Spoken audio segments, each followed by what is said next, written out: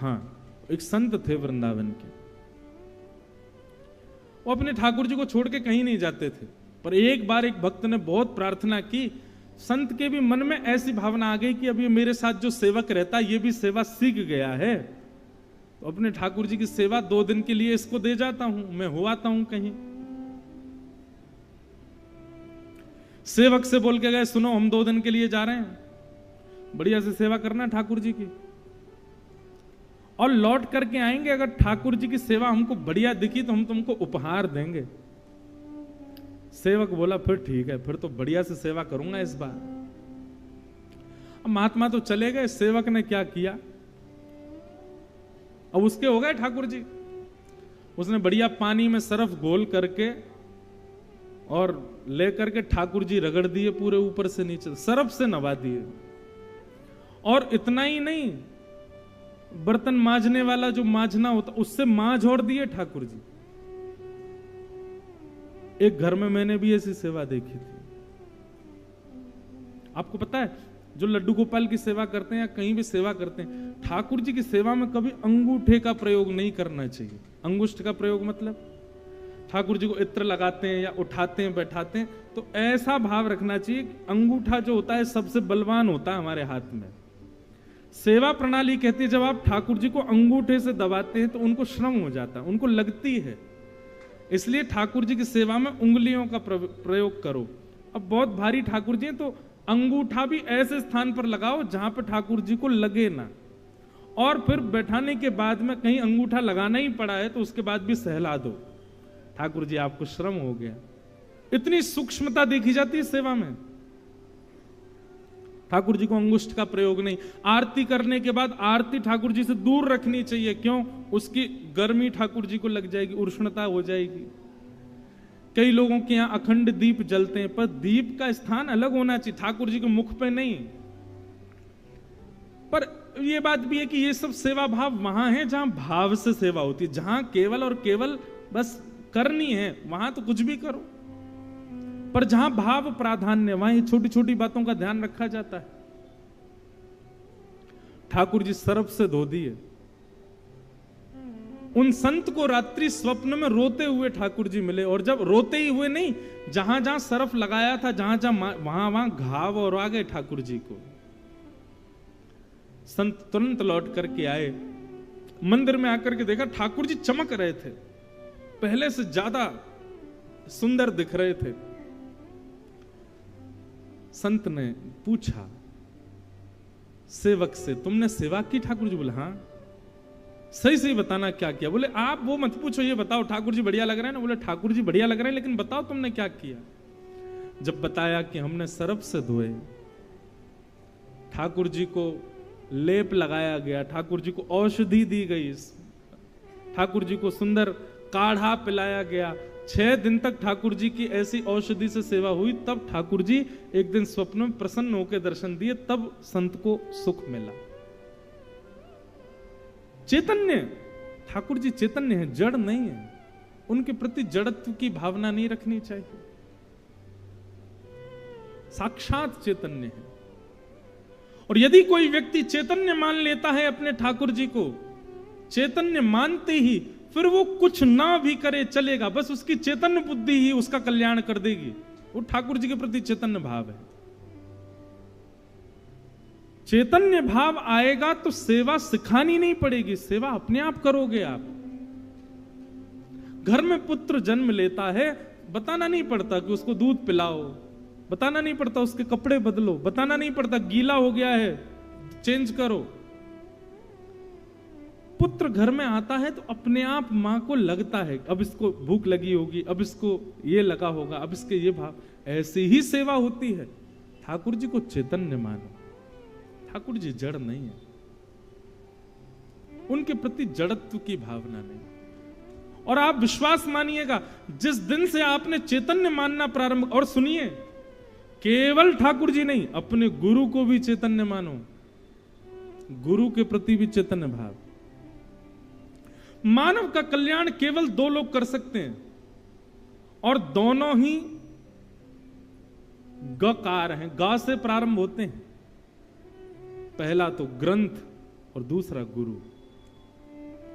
जिसके जीवन में ये दो ग नहीं है, ग्रंथ और गुरु, उसका जीवन पशु के समान है, पशुवत है।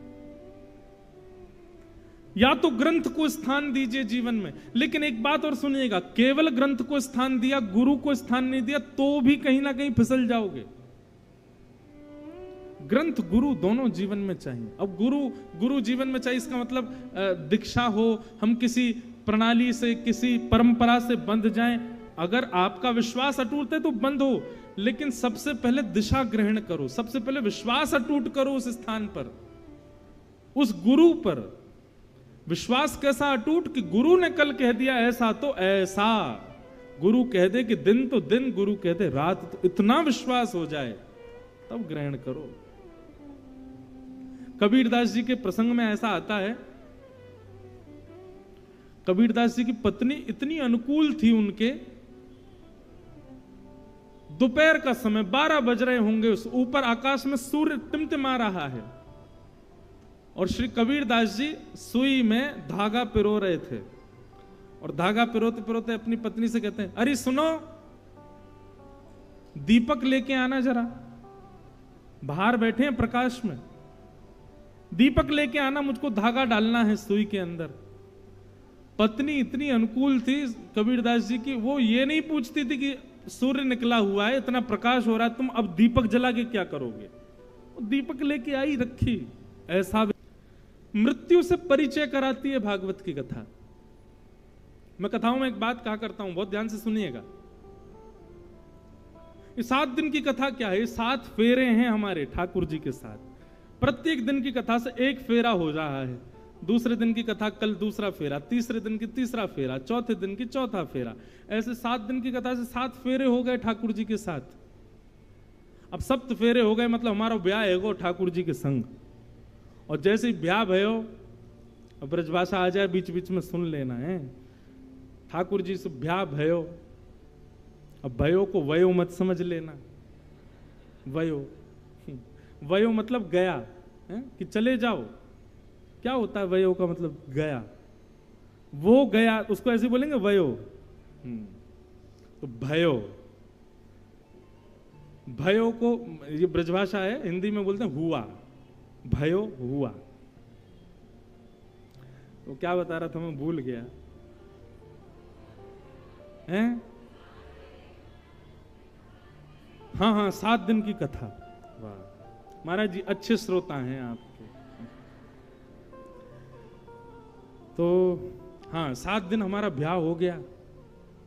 अब सप्ताह के बाद हम तो चले गए कथा करके, और ब्याह करके सब बहुओं को यहीं छोड़ गए।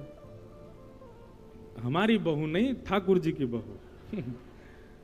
हम तो ब्याह पढ़ाने वाले पंडित जी हैं, हम तो ब्याह करा रहे हैं। ब्याह के बाद ठाकुर जी तो चले गए। अब क्या है, अब प्रतीक्षा है। प्राचीन काल के भारत में ब्याह हो जाता था, गौना नहीं होता था, गौना होता था कुछ वर्षों बाद। ठीक वैसे ही आप सबका 7 दिन में ब्याह तो हो गया ठाकुर जी से कथा सुन के, अब गौने की प्रतीक्षा करो। गौना क्या है? मृत्यु ही गौना है, मृत्यु गौना है। श्रीमद् भागवत के श्रोताओं को मृत्यु मृत्यु नहीं दिखाई देती, उनको अपना गौना दिखाई देता, वो हमारा गौना है। घर के 4 सदस्य लेकर के जाएंगे, सजा धजा करके लेकर के जाएंगे, राम नाम का कीर्तन करते हुए जाएंगे, और चिता रूपी विमान पर हमको लिटा देंगे, और उस विमान में बैठ करके हम कहां जाएंगे? अपने प्रियतम के घर जाएंगे। एक बहुत सुंदर पद है, मुझे बहुत प्रिय लगता है, बहुत अच्छा पद है। कथा सुनने वाले के लिए मृत्यु क्या हो जाती है? कथा सुनने के बाद में मृत्यु मृत्यु नहीं रहे, हमारा गौना है। हम तो प्रतीक्षा कर रहे हैं, हम श्याम सुंदर के हो चुके हैं, अब बस प्रतीक्षा है कि कब प्रियतम का बुलावा आएगा, कब जाएंगे। और प्रियतम का बुलावा 2 तरीके से आएगा बंधुओं। या तो प्रियतम वृंदावन बसा देंगे जीवन पर्यंत के लिए, और वृंदावन न भी बसाएं तो वृंदावन आपके चित्त में बस जाए, तो प्रियतम का बुलावा मृत्यु को ही समझिए।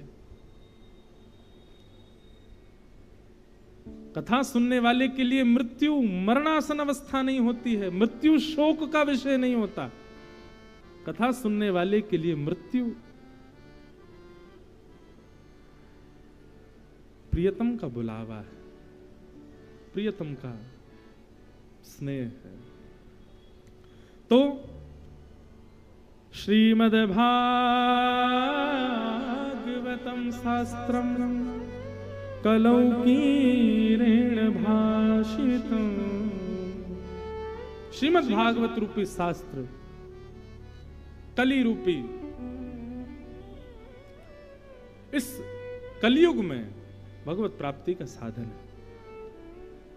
प्रश्न किया, बोले महाराज भागवत की कथा सबसे पहले किसने किसको सुनाई, आप कृपा करके हमको बताइए। तब बताया गया सबसे पहले भागवत की कथा सनत सनंदन सनातन सनत कुमारों ने नारद जी को सुनाई। क्यों सुनाई नारद जी को? तो वर्णन किया, नारद जी एक बार भ्रमण करते हुए पृथ्वी पर वृंदावन पहुंचे। वृंदावन में उन्होंने भक्ति महारानी को देखा।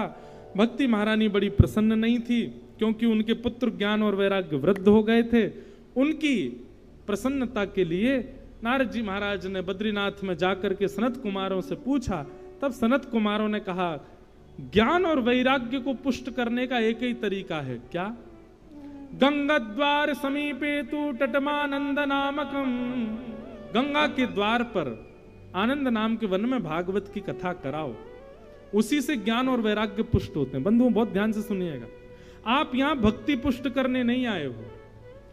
भक्ति आप सबकी पुष्ट है, भक्ति मेरे अंदर आप सबके अंदर है। क्यों लगता है कि भक्ति हमारी पूर्ण नहीं है? क्योंकि ज्ञान और वैराग्य पुष्ट नहीं है। भक्ति के दो पुत्र हैं, ज्ञान और वैराग्य, वो हमारे चित्त में नहीं है। और ज्ञान और वैराग्य के ना होने के कारण मां भक्ति जो है वो विचलित रहती है। इसलिए हमको लगता है कि भक्ति हमारी पूर्ण नहीं। जैसे ही आपको ज्ञान हो जाएगा, जैसे ही आपको वैराग्य हो जाएगा, अब यहां ज्ञान और वैराग्य क्या, बस ये दो बातें सुन लो, फिर हम कथा को विराम देते हैं आज के प्रसंग को। ज्ञान क्या है? विवेक को ज्ञान कहते हैं। सही और गलत की पहचान हो जाना, इसको ज्ञान कहते हैं। ज्ञान का मतलब बहुत नॉलेज होना नहीं होता, ज्ञान का मतलब विवेकी होना होता है। नॉलेजेबल व्यक्ति को प्रधानमंत्री नहीं बनाया जाता, विवेकी व्यक्ति को बनाया जाता है। हमारे घर में दोनों होते हैं, एक बहुत पढ़ा लिखा होता है और एक वो होता है जो पढ़ा लिखा नहीं है पर निर्णय सही बताता है। दो लोग होते हैं ना। लाइफ के जब बहुत बड़े डिसीजन लेने होते हैं, पढ़े लिखे के पास नहीं जाते आप, उसके पास जाते हो जिसका निर्णय सटीक होता है, उसी को ज्ञान कहते हैं। और ये ज्ञान बंधुओं कहां से आता है? ये सत्संग में ही आता है। गोस्वामी जी कहते हैं, बिन सत्संग विवेक न होई, और ये विवेक भी राम कृपा बिन सुलभ न सोई। आप पढ़ लिख करके विद्वान अपनी काबिलियत पर बन सकते हो, पर विवेकी ज्ञानी आप राम जी की कृपा से ही बनोगे। रावण के पास 10 सिर हैं, वो ज्ञानी बहुत है, पर विवेकी तो श्री हनुमान जी हैं। विवेकी तो श्री हनुमंत लाल है, रावण नहीं है। तो हमको विवेक प्राप्त करना, उसी को ही ज्ञान कहते हैं। विवेकी होना अच्छी बात है।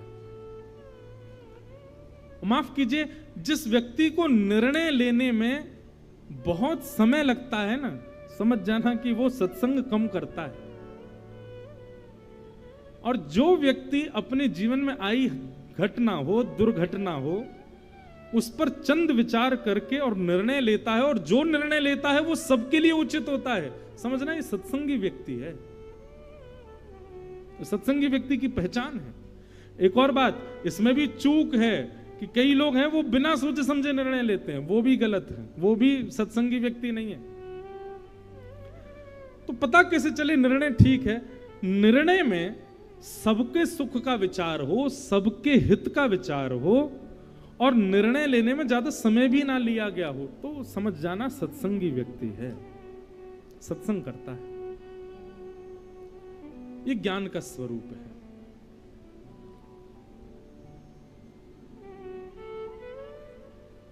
हनुमान जी महाराज की पूंछ में आग लगाई गई, अगर ज्ञानी नहीं होते तो विचलित हो जाते, जरा से पट्टा लपेटे गए पूंछ पे तभी उछल कूद मचा देते, नहीं खड़े ही रहे। ये विवेकी व्यक्ति का लक्षण है। लंबी पूंछ करते गए, और लाओ और लाओ और लाओ। क्यों भाई? पूरी लंका है, बड़ी लंका है, ज्यादा सामग्री लगेगी, खड़े रहो। ज्ञानी है इसीलिए ऐसा कर पाए।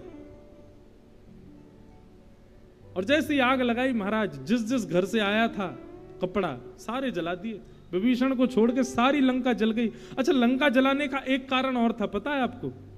हनुमान जी महाराज ने जब लंका देखी ना, हनुमान जी मोहित हो गए लंका पर। वाह, बड़ी सुंदर है।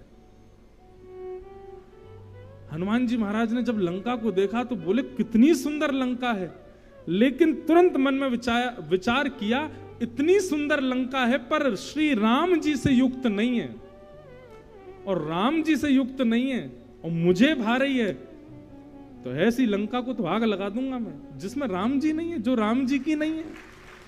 मुझे कैसे भा सकती है, मुझे कैसे प्रिय लग सकती है? और मुझे यदि प्रिय लग गई है और राम जी से विहीन है, ऐसी लंका को मैं देख नहीं सकता दोबारा। उसको ऐसा बना दिया कि दोबारा आऊं तो मेरा मन ना लगे इसको देखने में। लंका ऐसी बना करके गए कि जब राम जी की पूरी सेना लेकर के हनुमान जी आए ना, तो दूर से ही देखते ही हनुमान जी का अब मन ही नहीं कर रहा लंका को देखने का। बोला हाँ अब ठीक है, अब मेरे नेत्रों को भा नहीं रही, अब बढ़िया है। राम जी से युक्त होती तो देखता इसको। बहुत सुंदर है राम कथा भी, अद्भुत है। तो हनुमान जी विवेकी हैं, रावण ज्ञानी है। हमको विवेकी बनना है, कब कहां कैसे क्या निर्णय लेना है, और वो निर्णय सबके हित का है कि नहीं, उस निर्णय में कहीं मेरा पक्षपात तो नहीं हो रहा है, ये विचार करके निर्णय लेना, ये सत्संगी व्यक्ति का लक्षण है। ये ज्ञान कहलाता है, सही गलत की पहचान। भक्ति के प्रथम पुत्र ज्ञान, और भक्ति के दूसरे पुत्र का नाम है वैराग्य। वैराग्य कौन है? मैं अपनी हर कथा में कहता हूं, वैराग्य का मतलब हम त्याग समझते हैं, छोड़ देना। वैराग्य किससे करना है? तजोरे मन हरि विमुखन को संग। उल्लासनगर के अपने उन सब मित्रों पर ध्यान रखना जो 7 दिन में कथा में नहीं आ रहे हैं। 7वें दिन तक जिसका यहां पर आना नहीं हो, 8वें दिन अपने फोन में ब्लॉक कर देना, अपने व्हाट्सएप से उसको उड़ा देना, फेसबुक इंस्टाग्राम जहां पर भी वो है उसको विदा कर देना। जा बेटा, मेरे अब तू किसी काम का नहीं है। क्यों? ठाकुर जी से तेरा कोई संबंध नहीं तो मेरा तुझसे कोई संबंध नहीं। भाई आजकल लोग कहते हैं अपनी चीजों के लिए स्टैंड लो, अपनी चीजों के लिए स्टैंड लो, अपनी चीजों के लिए लड़ो। अरे हम वैष्णव हैं, हम ठाकुर जी के लिए इतना नहीं कर सकते? जो ठाकुर जी का नहीं वो हमारा नहीं है। इतना स्टैंड तो ले ही सकते हैं। आप कहोगे महाराज जी वो घर का ही व्यक्ति हो तो? अब घर में तो संगी रह रहे हो, फोन पे ब्लॉक कर दो उसको। कहीं से तो ब्लॉक करो, कहीं से तो संबंध तोड़ो। और आजकल महाराज जी ऐसा हो गया है, प्रत्यक्ष किसी को कह दो कि मैंने तुझे छोड़ दिया, वो नहीं माना जाता। इंस्टाग्राम पे ब्लॉक कर दिया उसने। ओहो, मुझे तो ऐसा लगता है आने वाले समय में जैसे महाराज जी डाइवोर्स के केस होते हैं ना, ब्लॉक के भी केस चलेंगे। वकील किया है, क्यों? ये ब्लॉक करना चाह रहा है मुझे। भाई इतना सोशल हो गए लोग, इतने सोशल मीडिया के अधीन हो गए हैं। हर युग में 2 राक्षस, हिरण्यकश्यप हिरण्याक्ष, शिशुपाल दंतवक्र, रावण कुंभकर्ण। कलयुग में इंटरनेट नहीं, मोबाइल फोन और सोशल मीडिया, ये 2 राक्षस हैं कलयुग के। कल की भगवान आकर के कल की का ही थोड़ा अपभ्रंश कर दो, क्लिक हो जाएगा, क्लिक। बस आकर के ऑफ क्लिक करेंगे वो, इन दोनों को ही बंद करेंगे, सोई सतयुग प्रारंभ हो जाएगा। जिस दिन इंटरनेट और फोन बंद हो गए उसी दिन से सतयुग शुरू। महाराज जी अभी अगर ऐसा हो इसी समय इसी वक्त पूरे वर्ल्ड का इंटरनेट बंद हो जाए, कितनी 5 मिनट के लिए बंद हो जाए, कम से कम नहीं तो 5,000 मृत्यु तो हो जाएंगी 5 मिनट में। लोग सच, आप सही में हंस रहे हैं, लेकिन ये रिसर्च की बात है। अगर 5 मिनट के लिए पूरे एक पूरा का पूरा देश खत्म हो सकता है, और एक नहीं अनेक देश खत्म हो जाएंगे 5 मिनट में। यही तो राक्षस करते हैं, वो सबको अपने अधीन करते हैं। तुम मेरे बिना रह नहीं सकते, यही तो राक्षसों ने किया हमेशा, और यही आजकल हो गया। और ये मैं आपको क्या कह रहा हूं, मैं खुद भी उसके अधीन हूं, लेकिन हैं तो हैं। तो भैया जो ठाकुर जी का नहीं उससे हमारा कोई संबंध नहीं। तजोरे मन हरि विमुखन को संग, ये ज्ञान और वैराग्य हैं, इन दो को कम से कम इतनी मात्रा में तो जीवन में लाओ। ज्ञान और वैराग्य की पुष्टि के लिए भागवत की कथा हुई, और भागवत कथा होते ही महाराज, जैसे ही भक्ति महारानी अपने पुत्रों को लेकर के आई, कथा में आते ही ज्ञान और वैराग्य युवान हो गए, नृत्य करने लगे। भक्ति सुतौ तौ तरणौ गृहीत्वा प्रेमैक रूपा सहसा विरासित, श्री कृष्ण गोविंद हरे मुरारे नाथेति नामानि मुहुर्वदन्ति। भक्ति महारानी ज्ञान वैराग्य के साथ आई, और कथा में आते ही ज्ञान वैराग्य दोनों युवा हो गए। और जैसे ही युवा हुए, युवा होते ही भक्ति महारानी नृत्य करने लगी। भक्ति को देख के ज्ञान वैराग्य नृत्य करने लगे, और इन तीनों को देख करके जितने श्रोता थे सब नृत्य करने लगे, आनंद करने लगे। बोलो भागवत महापुराण की। तो श्रीमद् भागवत के महात्म का प्रथम सर्ग कहता है, ज्ञान और वैराग्य को पुष्ट करने के लिए भागवत की कथा है, ताकि हमारा ज्ञान पुष्ट हो और वैराग्य पुष्ट हो। ये दोनों पुष्ट होंगे तो भक्ति स्थिर होगी, नहीं तो भक्ति विचलित रहेगी। जब तक नहीं हो तब तक मैं आपसे हाथ जोड़ूं, कहीं दीक्षा मत लो। दीक्षा तभी लेनी चाहिए जब इतना विश्वास आपका गुरु के प्रति हो। इसीलिए मैं दीक्षा नहीं देता, अभी मैं शिष्य परंपरा अभी प्रारंभ ही नहीं की है। पहले दिशाएं ले लो, पहले खूब कथाएं सुन लो, कथाएं सुनकर के दिशाएं लेकर के जब आपको लगे कि हां अब जो कह देंगे सो हमारे लिए अध्यादेश, और मुझे भी लगेगा कि हाँ अब मैं इस योग्य हो गया, तब दीक्षा देंगे। तब तक केवल दिशा ग्रहण करो, तब तक पहचानो, जानो। तो गुरु के प्रति और ठाकुर जी के प्रति, दोनों के प्रति चैतन्य भाव रखो। जब तक चैतन्य भाव नहीं रखोगे, अब चैतन्य भाव है तभी दरबार में वसंत शाह, पारू शाह जी वर्षों पहले हुए, ऐसा नहीं, आज भी हैं। अब मुझसे एक बार किसी ने पूछा, आपके वृंदावन में निधिवन में ठाकुर जी रास करते थे? मैंने थे नहीं, हैं। वृंदावन में ठाकुर जी ने ये लीला की थी नहीं, अब भी करते हैं। ये था, ये थे, हैं में बदल जाए, इसी को कहते हैं चैतन्य। आप जड़ भाव मत रखो ठाकुर जी के प्रति, चैतन्य भाव ले आओ। परम चैतन्य है वो, ऐसी भावना रखो। ये दूसरा रूप है ठाकुर जी का, सत्य, चित्त, और तीसरा आनंद। आनंद ठाकुर जी का स्वरूप है। बंधुओं, अभी आप कथा में बैठे हो, कथा में नीचे फर्श पर बैठे हो, कूलर भी लगे, दूर दूर लगे, फिर भी चेहरे पर थोड़ा थोड़ा पसीना आ रहा है, ह्यूमिड की वजह से थोड़ी चिकनाहट सी, चिपचिपाहट सी हो रही है। ऐसी सेम सिचुएशन आपके लिए अगर मूवी थिएटर में कर दी जाए, आप मूवी देख पाओगे? नहीं देख पाओगे। आपकी सेम ऐसी सिचुएशन किसी बड़े पैमाने पर हो रहे किसी कार्यक्रम में, जहां पर बहुत कुछ है, वहां कर दी जाए, सुन पाओगे, रह पाओगे? नहीं रह पाओगे, आप तुरंत भागोगे वहां से।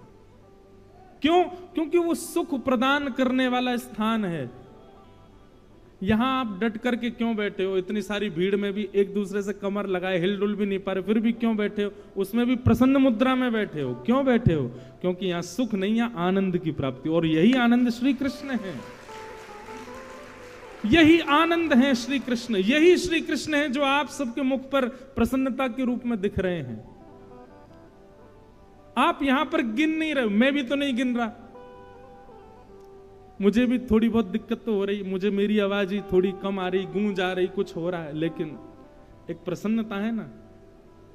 मेरे मन में कई सारे भाव आ रहे हैं, ये गा दूं, ये गा दूं, ये गा दूं, डर के मारे गा नहीं रहा, कहीं गाना प्रारंभ किया तेज आवाज हो गई तो कैसे गाऊंगा, पर फिर भी ये प्रसन्नता चित्त पर जो है, प्रसन्नता मुख पर जो है, यही श्री कृष्ण है। ये प्रसन्नता कुछ और नहीं, यही आनंद है, और यही आनंद श्री कृष्ण है। यही आनंद श्री कृष्ण है, और ये आनंद सदा मिलता रहे हमें, ये आनंद सदा रहे हमारे साथ, ये आनंद सदा रहे हमारे चित्त में। जैसे आप 6 बजे से लेकर के और कथा के विश्राम तक हो, मैं कहता हूं व्यक्ति का उद्देश्य क्या होना चाहिए, जैसा वो कथा में होता है, जैसा वो 7 दिन तक होता है, वैसा वो जीवन भर रहे। ये 4 घंटा वाला जो हमारा स्वरूप है ना, अभी इसी समय अपनी सेल्फी ले लो, एक एक लेना नहीं, ऐसे बोल रहा हूं, अभी इस समय आपकी फोटो जो खिंचेगी ना, वो सबसे सुंदर होगी मेरे हिसाब से। बस ऐसा जैसे अब हो, ऐसा पूरा जीवन भर हो जाओ। भागवत जी ऐसे अनुग्रह करें, भागवत जी ऐसी कृपा करें, ऐसा पूरा जीवन हो जाए हमारा। ये जीवन समर्पित चरण में तुम्हारे, तुम ही मेरे सर्वस्व, तुम ही प्राण प्यारे, तुम्हें छोड़ कर नाथ मैं किससे कहूँगा, जहाँ ले चलोगे वहीं मैं चलूँगा।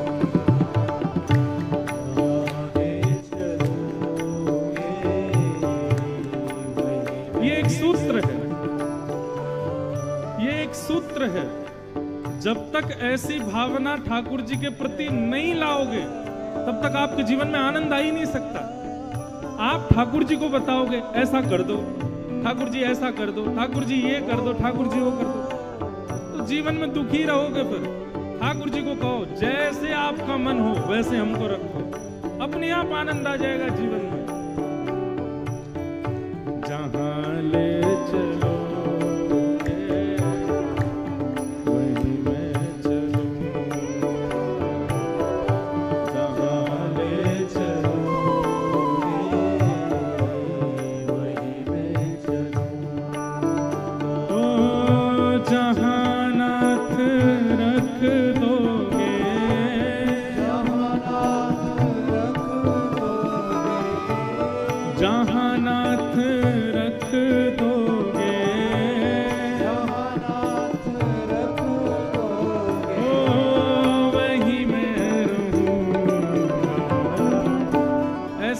हैं, करताल बजा के गाते हैं।